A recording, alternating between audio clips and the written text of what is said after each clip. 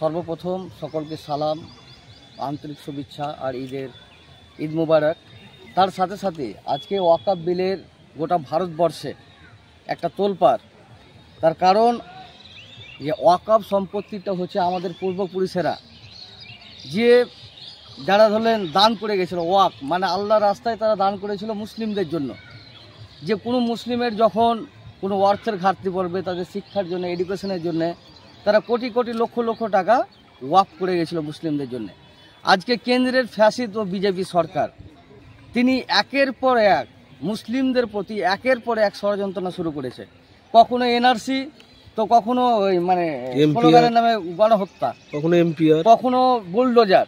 আমরা সমস্ত কিছু মুসলিমরা সহ্য করেছি, একের পর এক সহ্য করেছি। কখনো এমপিআর, কখনো এনআরসি, কখনো সিএ, তারপরে কখনো স্লোগানের নামে মুসলিমদেরকে পিটিয়ে মারা হচ্ছে, কখনো মসজিদ ভাঙছে। তো কখনো আমরা বিভিন্ন সমাজে দেখেছি যে তারা একের পর এক ষড়যন্ত্রনা, মানে প্র্যাকটিক্যালি 2-3টে সংখ্যালঘুর ওপরে, যেমন শিখের ওপরে এসেছিলো। হ্যাঁ, তো এতদিন আমরা সহ্য করেছি, যেহেতু আমাদের জাতের ওপরে একটা আক্রমণ করেছে কেন্দ্রের ফ্যাসিস্ট সরকার, সে বিলকে আমরা প্রত্যাহার করলাম।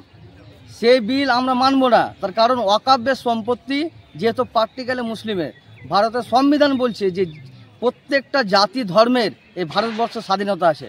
তাহলে হস্তক্ষেপং এবং ওর যে চক্রান্ত আমরা বিভিন্ন সময় দেখতে পেয়েছি যে ভারতের জনগণের সম্পত্তিকে এই কেন্দ্রের বিজেপি ফ্যাসিস্ট সরকার, আরএসএসের সরকার, তারা কর্পোরেটের হাত মজবুত করার জন্য অনেক কিছু তুলে দিয়েছে।